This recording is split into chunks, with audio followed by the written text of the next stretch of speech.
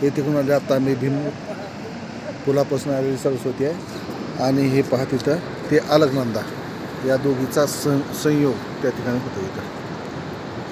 इथं पलीकडून येते त्या पलीकडे डोंगरातून येते अलकनंदा आणि इकडून हे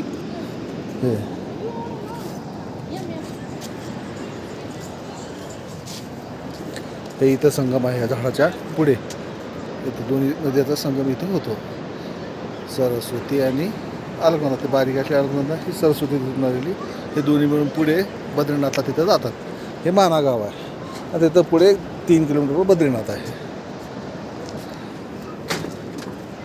हे माना गाव पूर्ण भारताचं पहिलं गाव.